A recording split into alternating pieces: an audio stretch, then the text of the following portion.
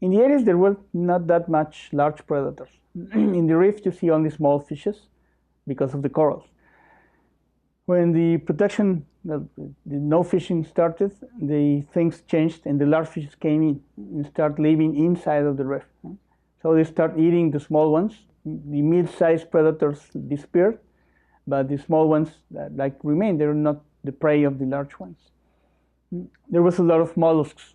You see a lot of madreperlas and conus, this kind of gastropods, and of urchins. They were very common, very widespread in the reef because there were no predators that diminished the population. When the large fish came in, the numbers diminished very clearly, and now they're there, but they're much less abundant. And that's a very common sight in reefs on the best state of conservation. We have the amount of coral now is about half what it was in the 1980s, but it was because of natural causes. First the Niño and then the hurricanes. Well, the corals are the base of the productivity in Cabo Pulmo, especially in summer when there's no plankton around. All the food for the trophic web came from the Zooxanthellae. These are some small symbiont algae that live inside of the corals, and they produce carbohydrates and lipids. So all the food came from the coral to the invertebrates, and then the fishes, and then the large fishes.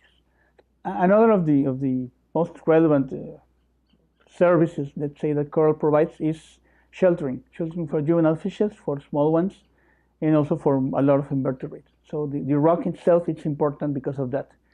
But the university has a very important role in the sense that we were the first ones that came here and explained them the importance of the reef.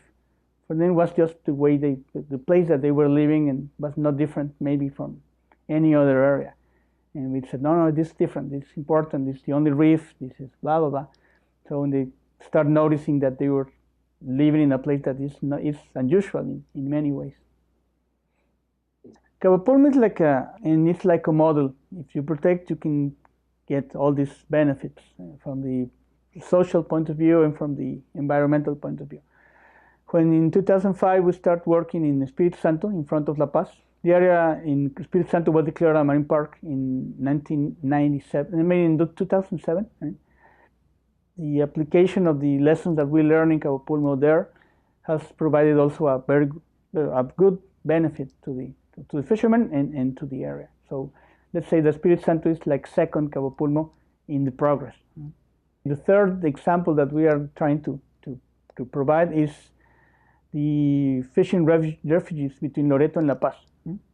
And the idea is the same. The fishermen and scientists and people from NGOs work together to decide 13 or 14 sites that are not just for fishing and are providing the recruits and the new young fishes. And we are monitoring that since 2012 to date, and we expect to see the same thing.